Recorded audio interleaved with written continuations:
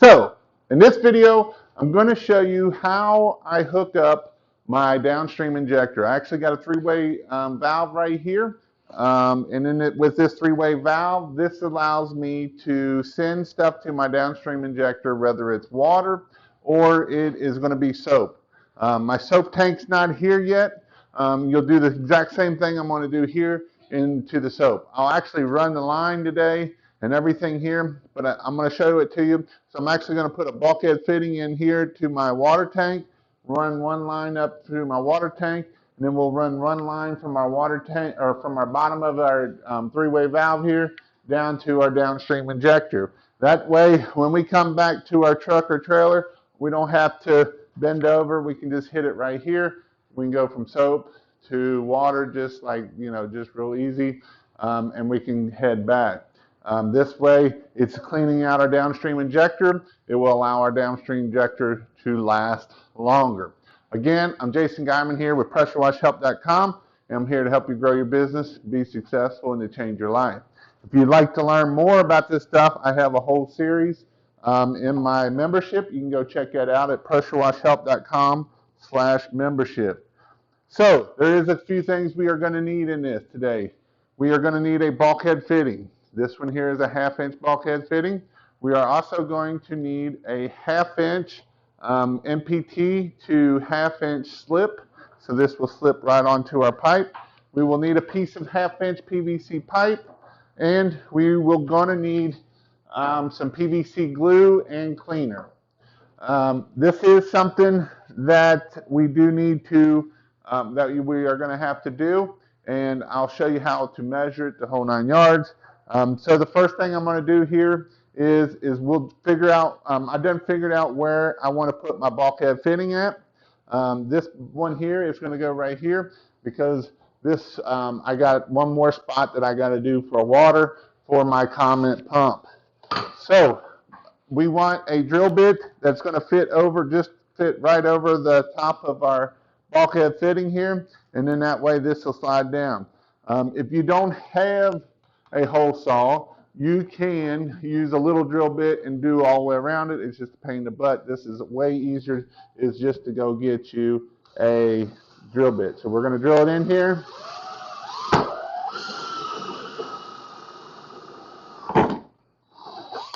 All right, so the next thing is we want to clean that up, which I got more holes to drill, so we'll want to take a shop vac, make sure we get all that stuff out. If we don't get all that stuff out of there, what'll happen is that stuff is in our water tank. It's going to go into our pump. It'll get in our check valves, and it'll make you feel like you have a machine gun. So there's a couple ways we can do this right here.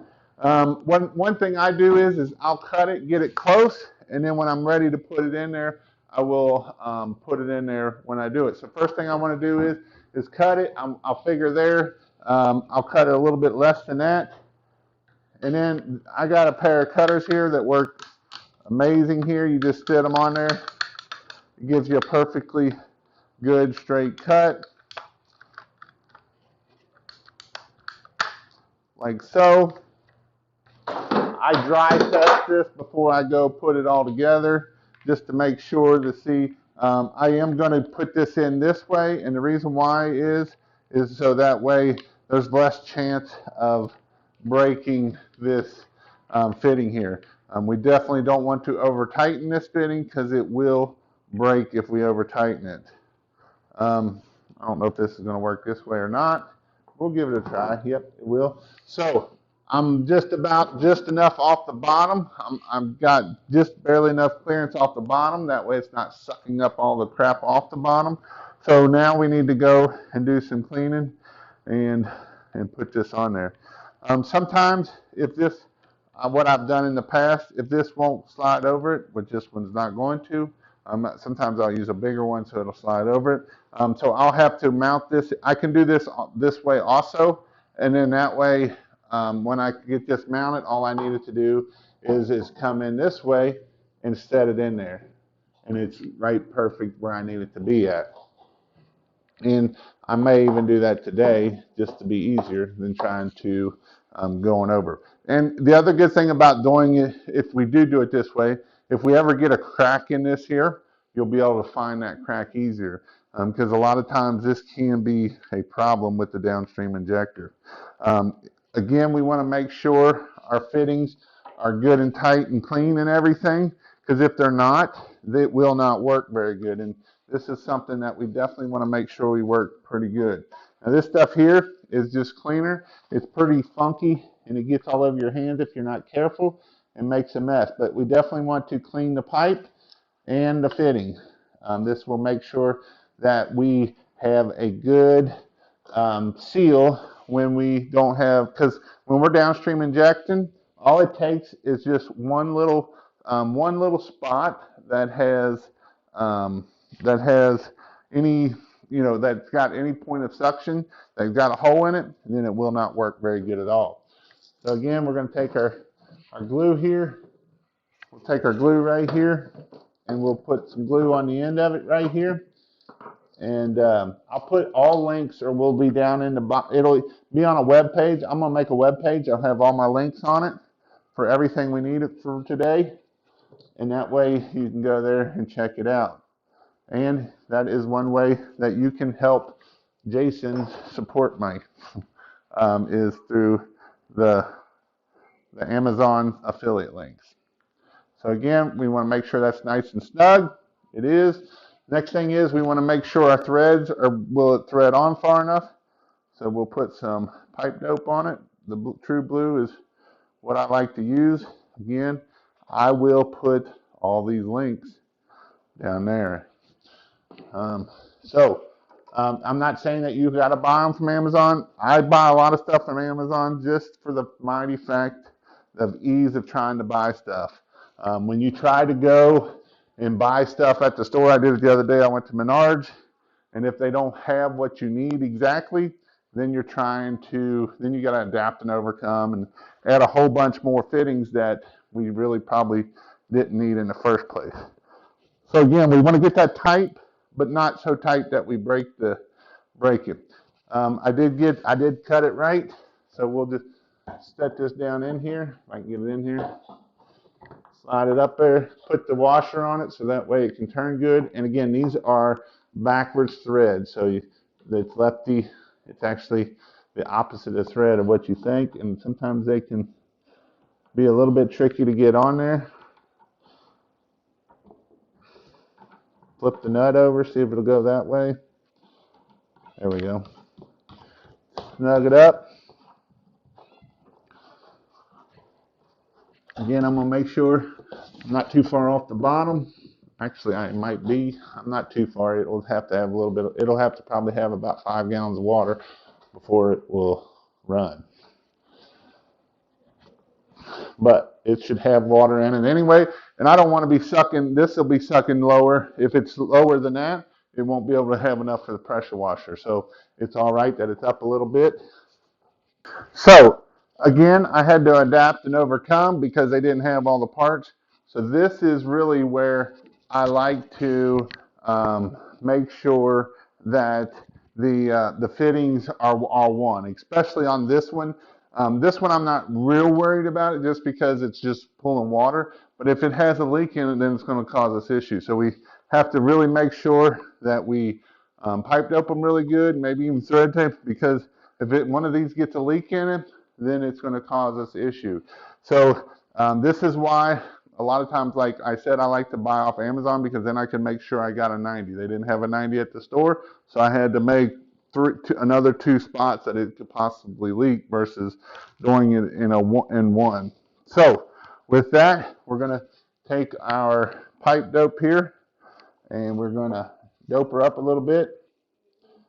If I can get it out of there. Put a little pipe dope on it. Make sure it's good so that way it will thread in further. Slide it in there like so. Make sure I'm not cross-threaded. All right. And then we'll put some more pipe dope on the other side here. Once we put the pipe dope on here, we're just going to slide this right down in here. Again, we don't want to over tighten this. If we over tighten this, you will crack that piece right there. Guarantee you will crack it. So we're going to just tighten it up here. Not too tight, but tight enough that it's, make sure that it's not going to leak. I don't know if I'll be able to get a nut around another one. I want to kind of keep it here so I can just go right there. And then we'll put some more pipe dope on this one. Again, I would have much rather had a 1/2 inch to 1/4 inch. They didn't have none, and I should have probably, but this works. You just got to make sure that you don't over tighten them, and this could be down the road a problem area, just because it is, we are having to add more pieces here that if we could have did it in one, would have been better. And all it takes is just one little crack, and this thing will not work and will not draw soap. This can be a problem area for downstream injection, so we got to make sure that that we're not over tightening them, and that we're not, and they're nice and snug. So once we got that done, next thing we're going to do is get some 1/4 inch hose here. And we're going to run this one up to the ball valve, and then we'll run one from the ball valve down to there. So again, I always try to support these. Just don't push on these because you're liable to break it. So always try to support it and just slide it right up on there. I usually don't use clamp on these. I'm going to kind of go low right here so that way we can still get to the cap. And then that way we can also, it just makes our hose routing look better. So I'll probably come right here like so, and I'll zip tie it right on there, and then I'm going to go right here. Again, you can use them things there. I got a pair of Leathermans that I like here that will actually cut this hose pretty easy. Again, I'm going to put this one underneath this big hose just so that way it looks a little bit better running wise.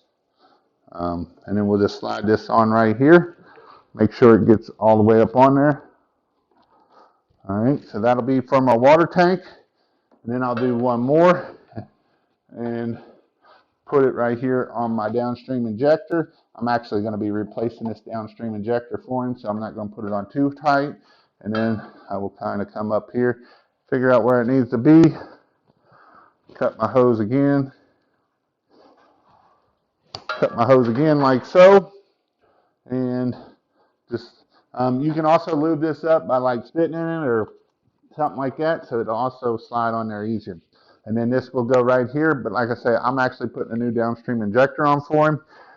And so now I'll take my soap line, run my soap line back to my soap tank back there. As long as we're not about 10 feet from there, I've never really had a problem. I've actually pulled a little bit further than that. So that is something that you can do.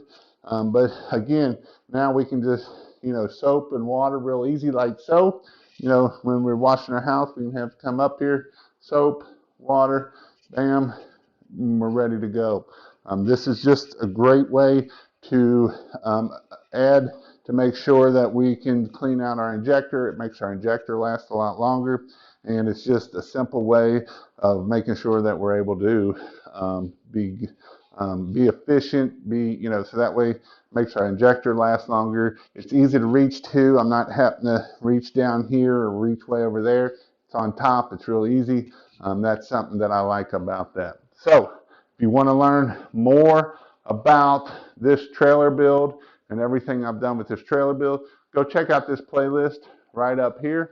I show all my playlists of this trailer build right there.